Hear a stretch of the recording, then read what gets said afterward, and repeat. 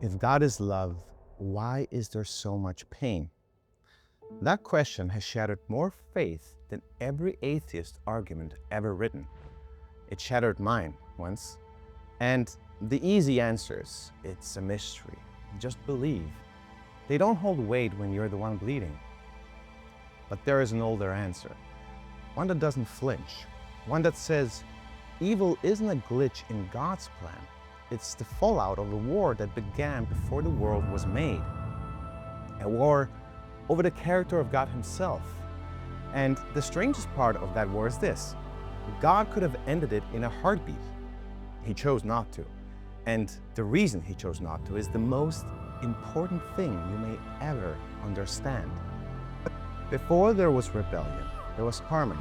Not the sentimental harmony of greeting cards, but something architectural, living. Every being in the courts of heaven had a place, and every place was an expression of something deeper than itself. At the center of that order stood the Father, the eternal source.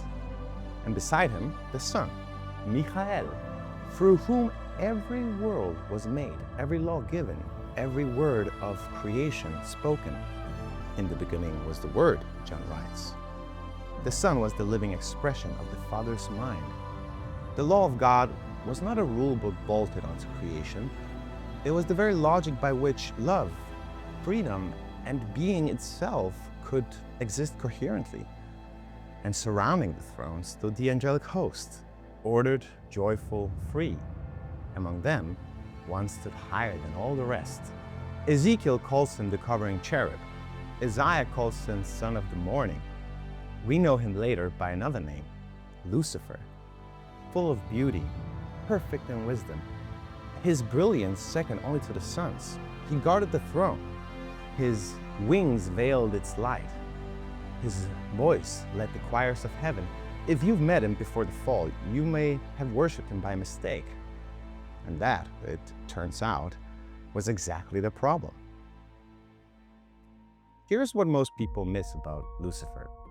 He was not a monster. He didn't start with hatred. He started with admiration. Admiration for himself.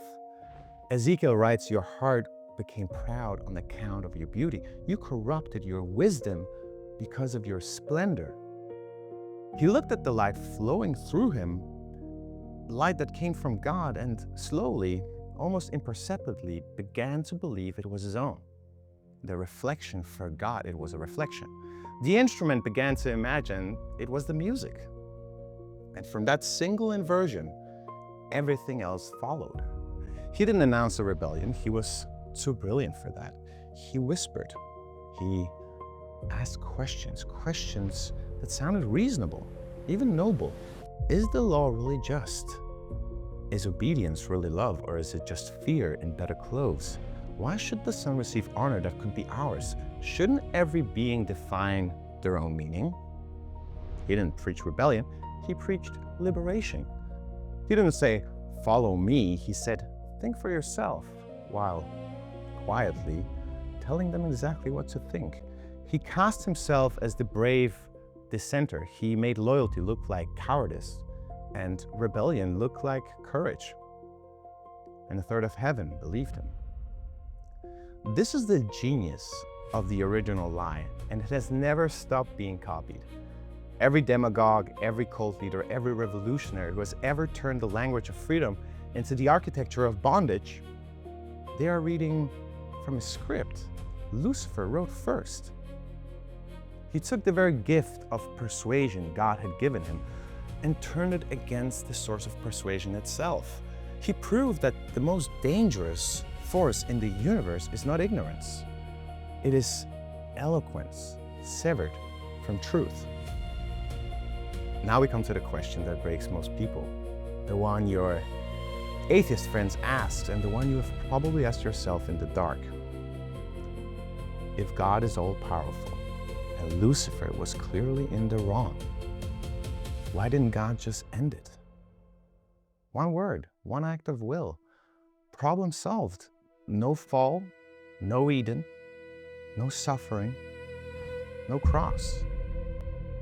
Why the long agonizing detour through 6,000 years of human history? The answer is harder than it sounds, and it changes everything once you see it.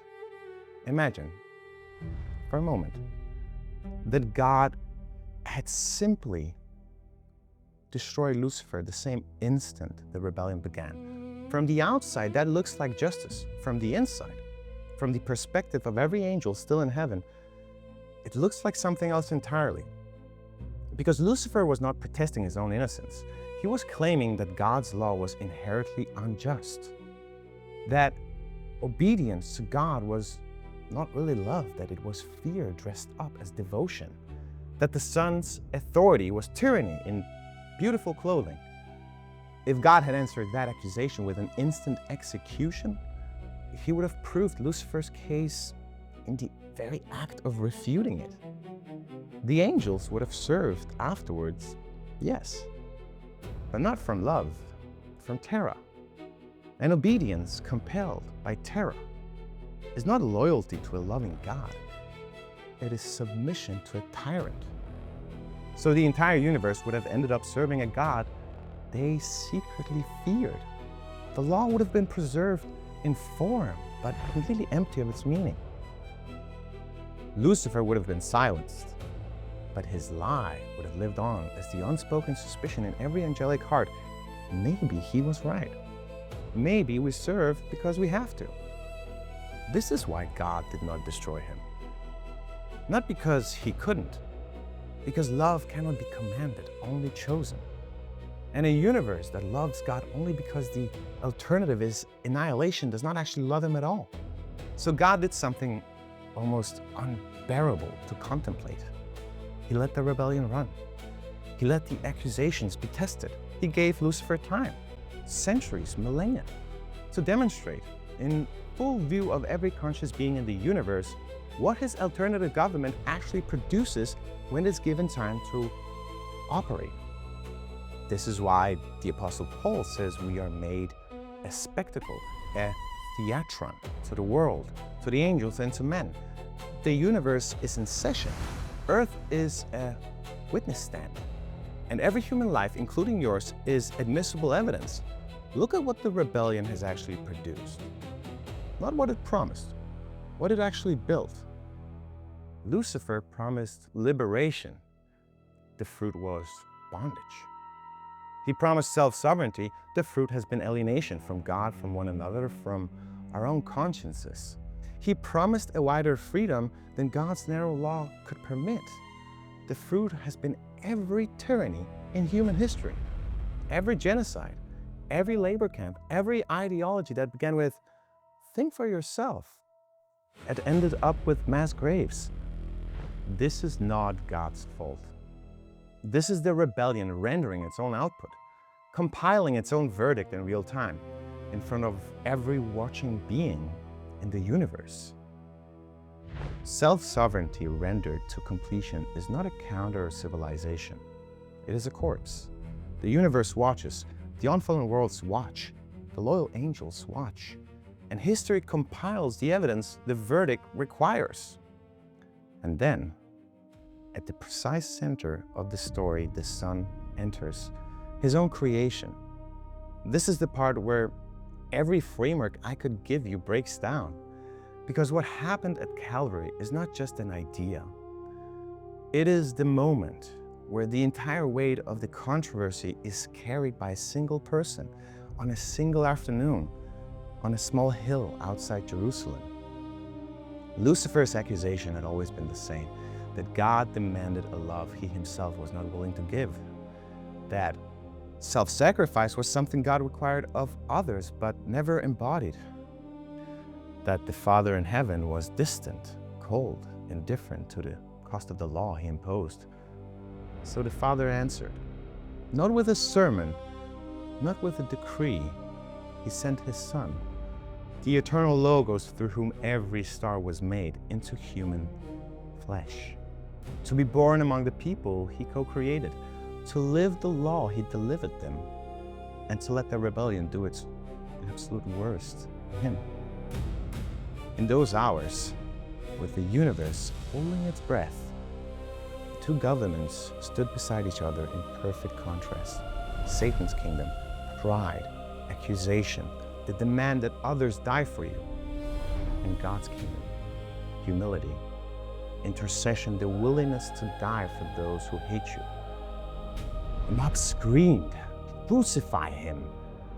The Son said, "Father, forgive them." In that moment, the accuser's case collapsed. Not because God overpowered him, because the Son outloved him in front of every witness in heavens. The lie that God was a tyrant could not survive the sight of the Creator's Son dying for his creation. The law was vindicated, it is just. The character of God was vindicated, He is love. The Son was vindicated, He is the express image of His Father. The verdict was sealed, it is finished, He said. He meant it. But the case is not yet closed. The verdict was sealed at Calvary. The case-by-case evidence is still being entered. And here is what your atheist friends were probably never told, and what most Christians seem to have forgotten. You are on the witness stand. Not metaphorically, not poetically, literally. The moment you were born, you walked into the courtroom. Every choice you make is being entered. Every choice, every loyalty, every betrayal, every quiet act of trust in God, when nothing in your circumstances justifies it. Every time you choose to forgive when the world says you have every right not to. The creatures of unfallen worlds are watching. They are watching to see whether God's government can produce in beings as broken and tempted as you and me what Lucifer's never could. Free creatures who love Him not because they have to, but because they have seen the alternative and choose the throne. This is why your life matters more than you can imagine. You're not background. You're not a statistic. You're a testimony. You are the answer the universe is still waiting to hear. The accuser still files his motions against you. He points to every failure and demands you share his fate.